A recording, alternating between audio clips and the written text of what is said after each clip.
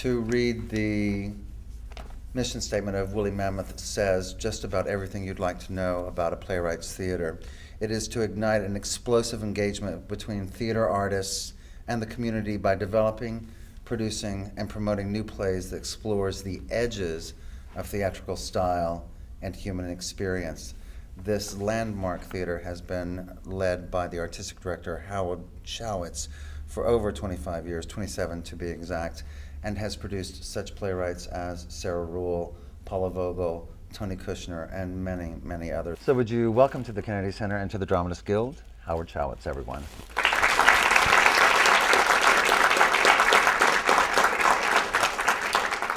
Howard, I can honestly say that you are the founder of one of the country's premier playwright theaters in the country.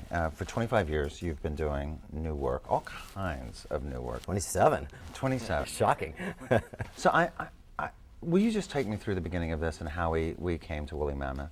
You know, it's funny, I've been doing a lot of writing about this lately because we're working on a new campaign, and we're working with a consultant, Peter Coleman, who I'm sure you know, legendary managing director of Center Stage, and he's trying to get me to write about the history of Woolly. So it's a little at the tip of my tongue. A friend of mine and I, I was an actor as an intern at the New Jersey Shakespeare Festival, probably in my mid-20s, a little past my mid-20s, and made friends with a guy named Roger Brady, and the two of us just broached the idea of forming a theater company together and sort of talked about it over several years. Ultimately did a couple of plays in New York under the name Woolly Mammoth, about as far off-Broadway as you can imagine. One was in a housing cooperative on the Lower East Side, and the other was in a Jewish community center in Washington Heights. Under the name Woolly Mammoth, we were drunk one night, came up with that name. That's the whole story. I get asked all the time. But there's a list of names in our archives that we made up that night when we were drunk. And sure enough, Woolly Mammoth is on there.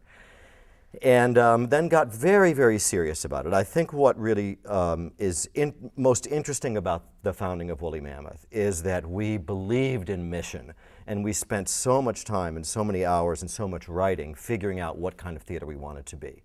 And then we started researching other cities and where we'd want to start it. So we were, for kids in our 20s, we were incredibly focused on starting a particular kind of theater, finding a location where it would work. And to me, I guess what I'm proudest of about Woolly's history is that we've more or less stuck to that mission for 27 years. It has evolved over the years. Our earliest seasons focused more on European avant-garde work, and then more on American avant-garde writers like Jean-Claude Van Italy and some of Mark Medoff's funky early work. And then we started focusing on new work later in the later 1980s. But still, it was always about how do we define a certain forward-moving edge for the theater that both challenges audience with new styles, new subject matter, sometimes provocative language, provocative ideas, and that doesn't leave an audience behind. So we were always interested in threading that needle. It's like not esoteric, but not mainstream in any way. So, and we still try to thread that needle with every season, and it gets trickier actually over time. But you've managed to do something which I think few theaters have done, which is to continue to exist. And you get a lot of points for longevity in this field. It's true. I mean, it's extraordinary, though, if you think about it, particularly in D.C., or anywhere for that fact. But for well over 25 years, you've managed to do this, and to boot, went on to a capital campaign a couple of years, 2 or 3 years ago, and came up with this gorgeous facility. Thank you. So, what accounts for that? I mean, it's got to be more than success, right? When I look back on it, it's so many different stages. And I mean, first of all, I ask myself, why the hell have I stuck with it for so long just personally? And that's too long a discussion. But it's really one plateau after another. And a lot of crises along the way, a lot of soul searching, certainly some moments where it was possible to say, let's give this up, maybe this isn't working, maybe we want to move on to something else. But I think what happened gradually over time is I kept looking at the situation at Woolly Mammoth and feeling that it was the most exciting place, that there was the potential to create the most exciting theater for me anywhere. And there was a period in the 90s where and this was very helpful to me, where I started to do a lot of freelance work. I wouldn't say a lot, but once a season I would direct in New York, or I would direct at one of the major regional theaters. And that was very, very valuable for me to sort of get out and work at theaters that are, theaters like Milwaukee Rep or ACT in Seattle or Playwrights Horizons or New York Theater Workshop, where I could learn a lot about what they were doing, and it helped me understand what Woolly was and what its niche was by comparison to all of them. So I'm not sure why I got into that, but I think the decision to stick with it is one that keeps getting made every day. It's not like, it just happens to have stretched out now a long time. But when you went on this capital campaign, there had to have been that sense from your community that there was this groundswell of support for you to continue forward. Yeah, and even there, again, we didn't know. I mean, when one of our board members, Patricia Smith Melton, and her husband Bill Melton, said, here's $1 million to get this campaign started, until that, we didn't honestly know we could raise $9 million, which by Washington standards is not very much, since Arena Stage is now trying to raise 100-something, and Shakespeare's raising close to that for their new theater. So I think Washington's a special community. And I think something very special happened in the late 70s, early 80s, when the Source Theater started, which is lamentably gone now. The Studio Theater started, Joy Zinnemann and her organization. Woolly started, Horizons Theater. There was, it was 10 years after the sort of beginnings of the sort of off-Broadway movement in New York, maybe more than 10, depending on how you trace that history. And, it was, I'm definitely a 60s kind of guy, and it was a values-driven thing. It was, okay, we're going to do theater not just because we love theater, but because we want to change the world. Theater was my way of trying to do that, and I still think of it in those terms. I think that there was a kind of missionary zeal about what we were trying to do that translated to Washington audiences. But I also think that we have the smartest audiences, among the smartest in the country. We have a highly educated audience. Right from the beginning, they seem to be looking for and open to what was new and different. And the other thing that I would say is it is impossible to shock a Washington audience. I think you can shock a New York audience a lot easier than you can shock a Washington audience.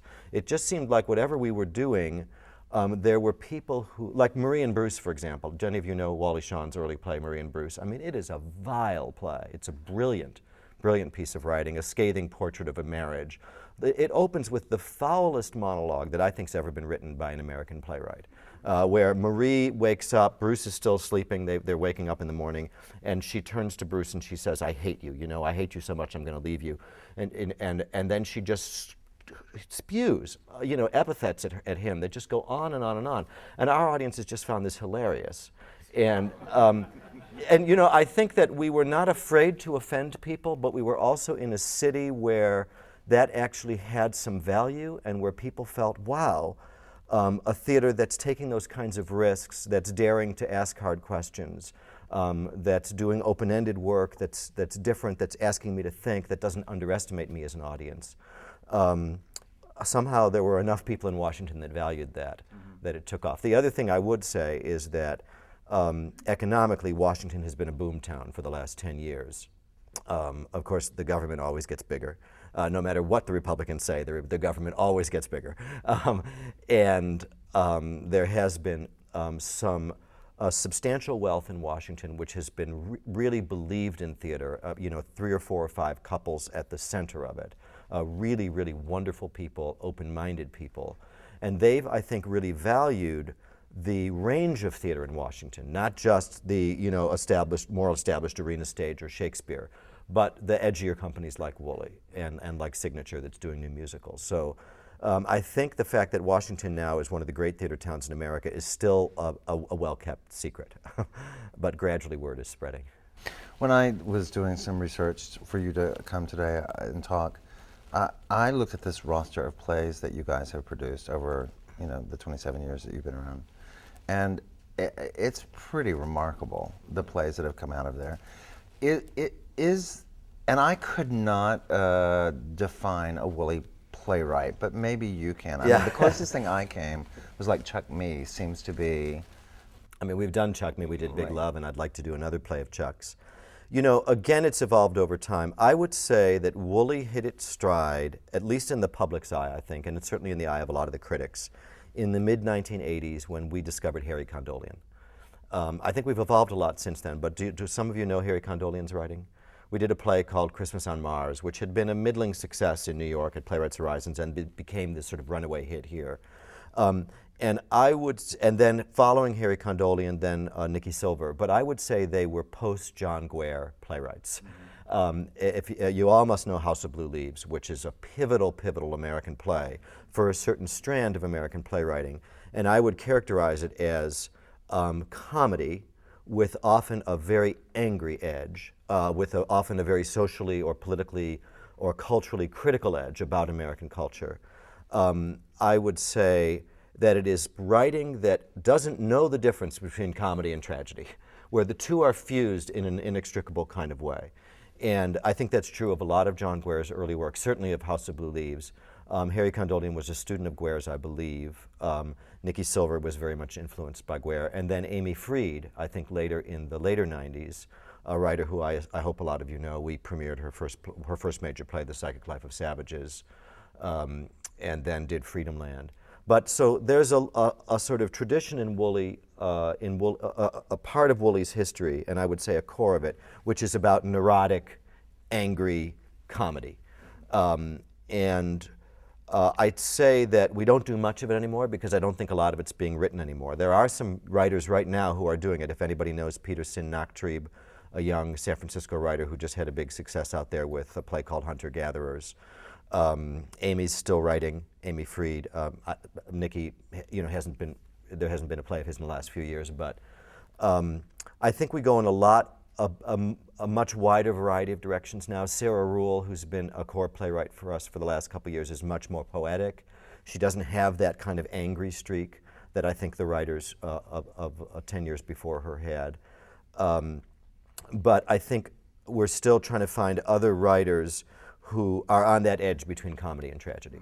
Because we want to make sharp statements, we want to challenge our audience about their own lives, about their values, about our culture, but we believe in entertaining them at the same time. How involved are you as both an artistic director and then whoever it is that you happen to hire into any given project? How involved are you in the process of the creation of those plays? Or in Do you mean the script? Right, exactly, in the development of that script. Well, it really varies because we work in a variety of different ways with playwrights. We've done a number of commissions, and right now, one of the things we're trying to raise money for over the next 5 years is to have a sort of permanent commissioning fund so that we can regularly commission plays. Up till now, it's been more grant-driven, when we could get a grant to support a commission. But ASK, the Audrey Skirble-Kennis Foundation, which was a sort of heroic funder of new play development. We were one of their last grantees about 6 or 7 years ago of the New Plays, New Ways program. And we went to them and we said, we want to do some commissions of plays with a commitment to produce them. So it was sort of an experiment. It's like, what would it be like to just get on the train with the playwright? And in this case, we commissioned these plays. One was from Craig Wright, one was from Nina Bieber, and one was from Angus McLaughlin, from one-paragraph descriptions. That's with the exception of Jump Cut already had a kind of first draft, so, but the others were just short descriptions. What would it be like to kind of, so that's a full-out, we're going to do this play, we hope it turns out to be good. And then multiple workshops with the director. Most often in those cases, we tend to believe in sort of short-term snapshot workshops. We don't often have the money to bring the writer in for 2 weeks and to hang out and write and rewrite over the course of the 2 weeks. We more often would bring a writer in, hear the play, have some dialogue, and then say, come back in 2 months. So that's been more our MO on that stuff. But we also just do plays that we find a draft and commit to it. I think what's really distinguished Woolly in the last 5 or 6 years is, in general, compared to, let's say, a lot of other new play producers, we have been willing to jump in earlier in the life of the play because we kind of decided about 6 or 7 years ago that I was hearing about the workshop to death syndrome. It was all talked about in the New York Times and everything, and writers at conferences would talk about it. That this idea that writers were getting workshopped but they weren't getting produced. And we had a reading series at that time. And a lot came out of that reading series, some plays that we did readings of and then got to productions. But the most typical experience of a reading series at Woolly and everywhere was that we spent a day with the playwright, we read their play, they got some feedback, they enjoyed the whole thing, but we don't end up producing it. So at a certain point I said, that is not a good way to create a relationship with a writer. So then we sort of shifted to this philosophy of how do you just say yes to playwrights, and what information do you need to say yes to playwrights, and how do you learn about what playwright needs this process and what playwright needs another process. So that's sort of been our philosophy ever since then. I think we'd like to get back to some reading series as a way to get to know more writers. But in general, we're looking to find scripts we believe in and just commit all out to them. This is going to be a difficult question. You can tell it's not hard to get me to talk, so it wouldn't be hard in that respect. It's a question that actually comes up when you go into these large metropolitan cities like Chicago, Minneapolis, Seattle, Washington, D.C. How responsible do you feel, maybe not you personally, but your theater, or you as a spokesperson for your theater, for local area playwrights, and giving them any kind of entree into a production opportunity or a reading opportunity or the like? As you can imagine, it's both a frustration and a quandary to. No, it's a serious question, and it is a hard question. You know, a number of things over the years at Woolly. You know, we've done a certain number of local playwrights, but it's really, you can count them on one hand. So over the course of our history, it's relatively few. We support a group of local playwrights who meet at our space, and we help them get readings up of their work. It's called Playground. It was started by our playwright in residence, Robert Alexander, when he was here on a Pew grant about 7 or 8 years ago, and it's kept going. So that's been a valuable thing for the community. I think that what you're primarily responsible to in the case of a theater like Woolly is our particular mission.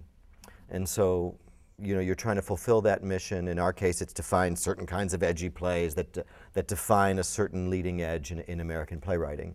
And you're looking for the writers who can help you do that the best possible. So for us, we don't have any special focus on local writers other than feeling terribly guilty that we don't do more of them, and looking for ways to support them through the Fringe Festival, which we're very much a part of, through this Playground group, and by paying attention to local writers in hopes that the right play will come along that we will ultimately commit to. So if there was a play that was written by a D.C. or Maryland or Virginia playwright that fit your mission statement, there's no bias not to do them, in other words. None. In fact, if anything, there's a little bias towards them, but I would say very little. The struggle to find plays at Woolly Mammoth is tenacious. I mean, we're really intense about it. We're not organized about it, but we're a little crazy about it because, as I say, we are trying to thread such a specific needle. I never want to pick a play. This will sound kind of crass. I really never want to pick a play that I don't believe can be a smash hit, Pulitzer Prize winner, greatest play of our times. I mean, I really want to believe that much in every play that we produce. That's a challenge to find three or four or five things every year.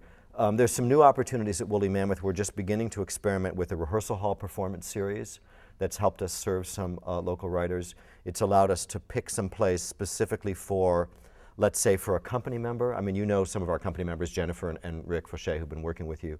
But we just picked a play this year by Laura Shellhart that we're premiering. But we sort of picked it primarily as a vehicle for Kimberly Gilbert, who's the youngest member of our company, because the rehearsal hall gave us some new opportunities. So there might be those kinds of opportunities where we could identify local artists and find ways to support their work in that series as well. But totally open to it. You know, it really got started at Woolly. Among the local writers we've produced, Carol Carlson, who you probably haven't heard of, very fine local writer.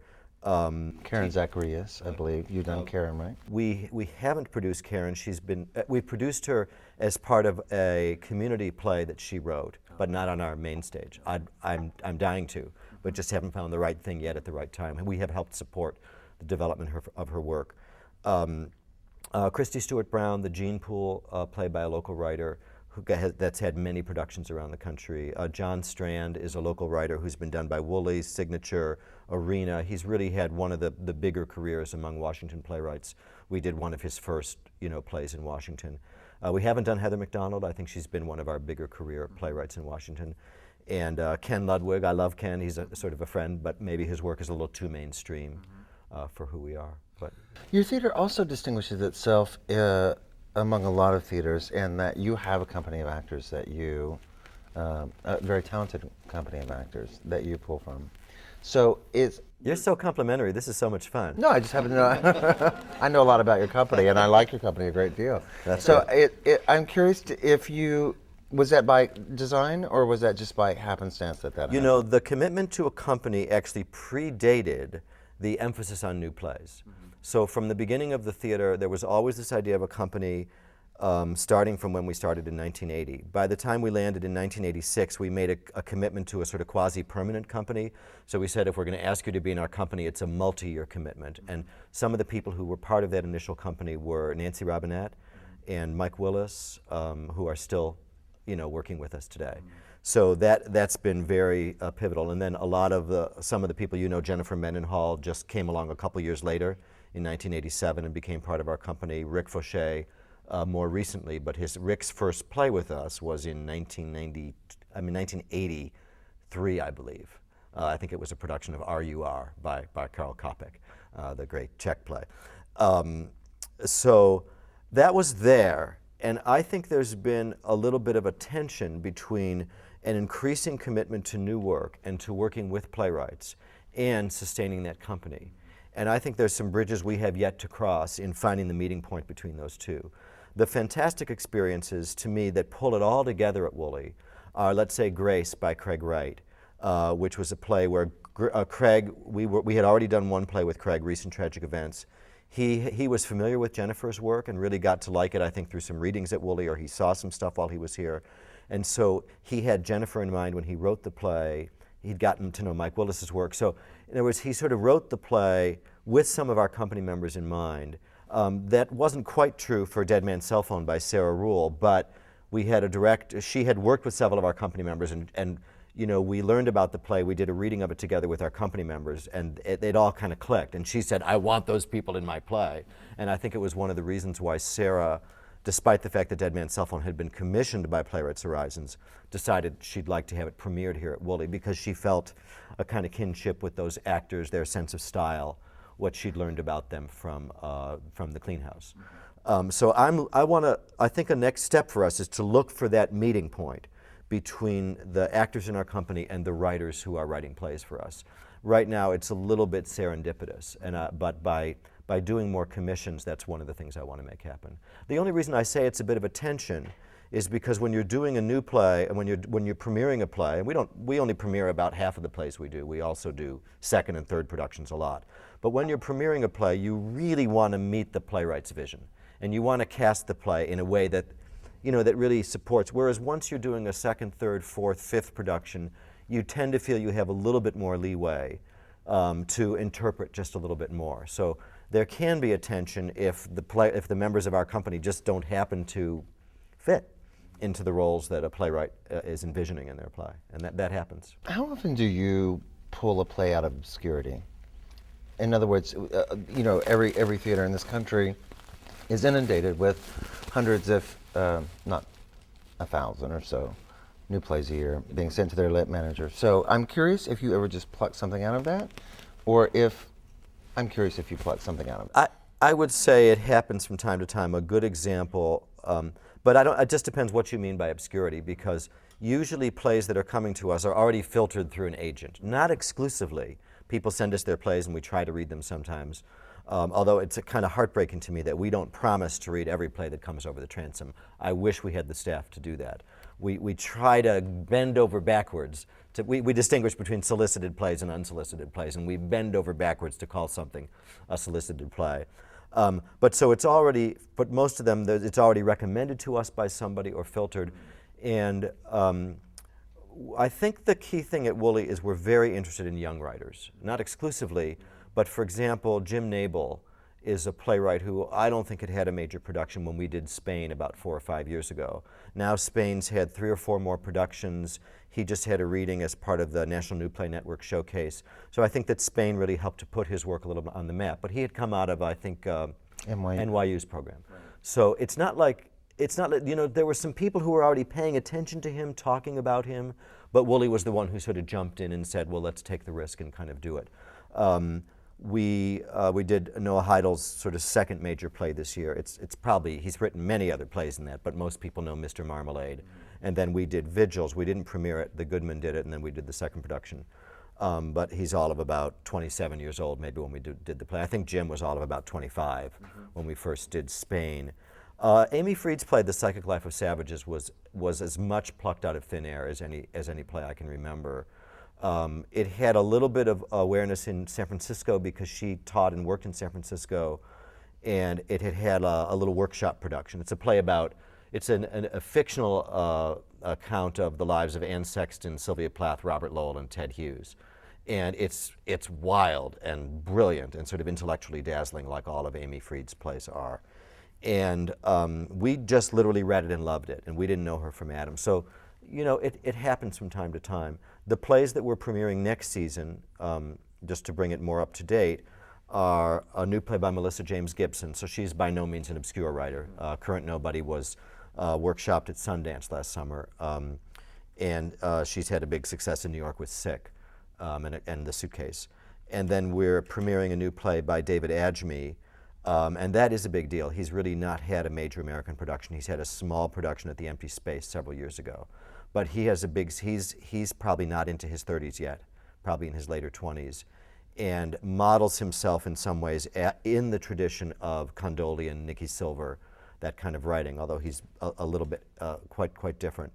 And he has a big year next year because Yale Rep is doing a play called The Evildoers, and then we're premiering that in the fall, and then we're premiering Stunning in the spring. So for a young writer, it's going to be a blam kind of season with 2 major premieres, you know, at reasonably prominent theaters. So yeah, we're always looking for that. Because you do the kind of work that you do, and that's clearly in your mission statement. Do you get a lot of, do you ever get somebody just scratching their head going, what the hell? Yeah. Yeah. And is that an okay thing? Or what is that to you? It's a really okay thing. I mean, we talk about risk-taking all the time. Discussing risk is part of what we do with our board of directors, understanding how to manage risk, how to support the possibility of taking risks. Look, we almost never do a play that anybody's ever heard of. And most chances are, in most cases, our audience has not heard of the playwright before. Now, with, let's say, even when we did The Clean House, nobody had ever heard of Sarah Rule. But now they've heard of her because we're doing her second play. So, you know, so that we help to build our own stars sometimes by continuing to work with them. And I mean, the whole concept of Woolly, and our board is so fantastic, they're so behind this, and our community here is so behind us, is protecting our ability to take risks. And if you don't put stuff out there that people are confused by, offended by, you know, if everything is something you know is kind of going to work in a way that's comfortable for people, you're really not doing anything that risky. Risk means failure.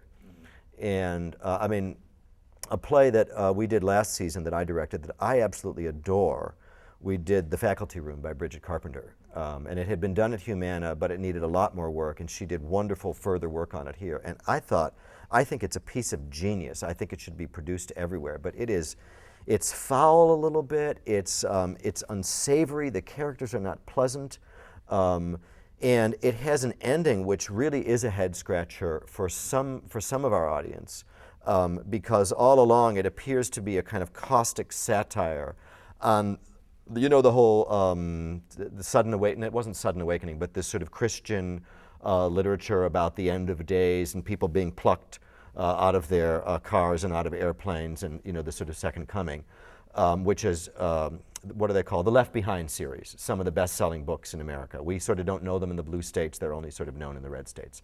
But all along the play, which is set in a high school faculty lounge, it appears to be this sort of caustic satire on this kind of writing. And then at the end of the play, it asks you to take it seriously. We're asked to believe that this teacher, suddenly at the end of the play, has in fact ascended to heaven. And our audiences were not always ready to go there. Our critics certainly weren't ready to go there. And yet I just thought it was fantastic to talk to a liberal audience in a language that they would respond to very comfortably at first. Oh yes, that's silly kind of stuff. You know, we have a very liberal audience which for the most part is not kind of attuned to the whole born-again Christianity kind of more fundamentalist kind of thing.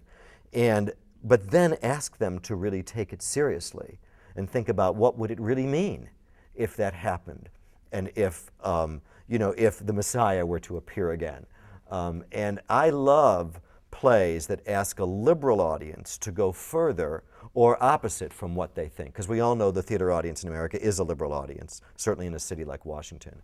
It's why I love writers like Wally Shawn, who come, do you know either The Fever or Aunt Anne and Lemon, Marie and Bruce I mentioned earlier, a writer who comes at a liberal audience from a radical point of view, in Wally's case a sort of Chomskyite kind of point of view, and really shakes their thinking up. Aunt Anne and Lemon being a play that compares America's behavior, implicitly compares America's behavior in the Vietnam era with Nazi Germany. Well, that's a kind of reprehensible point of view to a lot of people, but it makes you ask hard questions about America's role in the world. So I think Bruce Norris does that. We're doing the third production of The Unmentionables to open our season next year about Americans in Africa. So I love that. This may be another tough question. It's a big question. So, particularly sitting where you are in your theater, but Washington is this unusual and odd and interesting theater community with Arena, with Woolly, with the Source Gone, but with all these small baby theaters, the Fringe Festival. I'm curious what you see the state of the theater as, both in this town and then away from this town. And is this town any reflection of the larger? Well, Washington does have its own unique features. I think what's distinctive about Washington and really exciting is that there's surprisingly little overlap. That if you look at the let's say 20 major companies, and then if you spread it out to 60, including a lot of the newer and smaller companies, each one of them has a very specific niche for the most part. So I think that's one of the things that's made this theater, and even if you look at the majors, like Shakespeare is, arguably the great, if not one of the great, if not the great year-round Shakespeare company. Arena is one of the flagship regional theaters focusing on American classics and recent American work. Woolly is focused on new and sort of edgy work. Studio is focusing on work, mostly on recent work coming out of New York and London. Signature is focusing on musicals. So it's very interesting how we've all separated ourselves and found our own turf. And I think that's given the city vitality. I think one of my disappointments about Washington, especially until the Fringe Festival, was I didn't see a lot of young companies coming along trying to outflank Woolly. And I was surprised. I mean, we're 27 years old already, and I would think there was a company called Cherry Red for a while, which, did you get to know them at all? They were Tom Dudley and I loved them because they were doing really, really out there work that they were writing themselves. It had a vicious sense of humor. It had a style that I didn't even understand because it came from a generation past me. And but I really loved their work, and they didn't last that long. They were one of the only companies whose repertory was trying to be edgier and stranger than Woolly Mammoth's. I don't think that's true around the country. I think that Washington is a kind of institutional town, and people want to create organizations that have some institutional ballast, and I think it's been successful that way. But I think reflecting more broadly on maybe the state of theater in America, which I don't like to do very much because I think it's I think theater's so immediate. I think it's evolving every day, and I think it's evolving every year. But I think just in terms of playwriting voices, I think this is a time of huge eclecticism. I think it's very, very hard to generalize. There was this sort of phase of work that grew out of 9/11 and grew out of a kind of reaction to 9/11, which I think distinguished a certain number of years. But I think now we've sort of moved past that a little bit. I think there is a kind of an interest in political work again, which is resurfacing partly because of the environment that we're in, partly because of the anger at the Bush administration and the response to 9/11. So I think that that's working its way back into our writing, and next season at Woolly reflects it a lot. The unmentioned Bruce Norris, to me, is, I think, going to emerge as one of the great political playwrights of our time. And Melissa's work is political in some respects. We're bringing in No Child next year, which is a very charming piece about a teaching artist going into the schools and working with kids, and it's very heartwarming, but it has an implicit message about, you know, the politics of No Child Left Behind. So I'm glad that that's kind of sneaking back in. But I think the success of a writer like Sarah Ruhl, who is fairly nonlinear, a little bit unconventional in the way she lays out a story. I mean, I'd say a lot unconventional in the way she lays out a story. A writer who believes that almost anything could happen at any time. A dead man could come to life. You could go down to hell. You could come back again. I think those are important things when that kind of fantasy starts to make its way onto our stage and has some sort of success. So I don't know. I'm not saying anything too profound. I think that American playwriting is going in a lot of directions right now. You know, and then you still have writers who are sort of holding down a more realism-based tradition, like Donald Margulies, or you know. So I think it's a good time. You guys, I want to make sure I open this up to you and give you a chance to ask your questions if you have any. So if you do, if you would make your way over to the microphone. Hi there, I'm Angela Gant. I'm from Fort Worth, Texas. I was wondering, I've only seen your new space. I didn't see your previous space, but I was wondering if any of your programming or audience has changed, moving from a smaller space to what I understand to be a larger space. Yeah, the old space was a little womb-like space. I mean, there's a couple people, I don't know if Callie was there. Catherine certainly knows it. Catherine O'Connor really certainly knows it well. It had a couple of columns. It was 132 seats kind of crushed around a very small stage. And so it had a kind of intensity about it, and people loved coming there because of that kind of tiny theater experience right on the stage, see the actors sweat. I think it was a space also where the ceiling was only 16 feet high that was about words. And I think that we've been a word-driven theater company. I'm a sort of ear-driven artistic director. If I don't hear the distinctiveness of the writer's ear, if it feels like kitchen sink writing, or because we do have a kind of anti-realism stance in general, if it feels like a kitchen sink kind of writing or TV kind of writing or movie kind of writing, even within a page or two, I just can't get interested. So I think that worked really well in our old space, but you couldn't get back far enough in our old space to even see what you were seeing. You were in it. And what's, I think, exciting about our new space and what I wanted, I do think that younger writers now are more visual.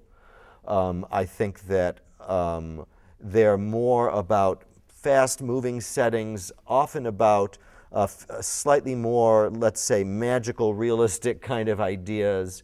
Even writers like Sarah Kane, who can go to unusual places, some of her plays, you know, in terms of places in space. Sarah Ruhl, a very visual writer, for example.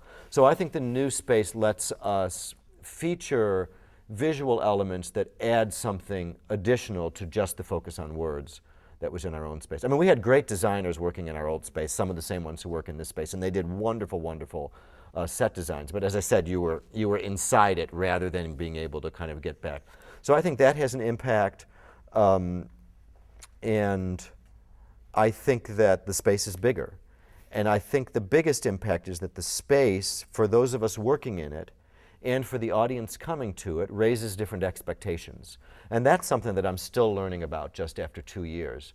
I don't want to respond to a different set of expectations. I really want to carry on the tradition of our work, and I want to respond to the space and what it says to me. But where the expectations affects us is it makes us very, very conscious of the quality of our work. So if we don't cast a role just right, the space is like a magnifying glass, and it makes you see the weaknesses of everything that you do. So it's just made me more impatient as an artistic director to get our work to the highest possible level as fast as we can. But I hope that it isn't affecting the sort of overall character of the kinds of plays we pick. I think those evolve on their own, for their own artistic imperatives. Thank you. I hope. Other people will judge, I'll tell you.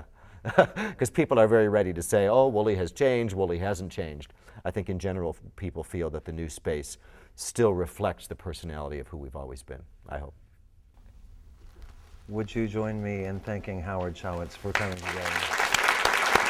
Thank you.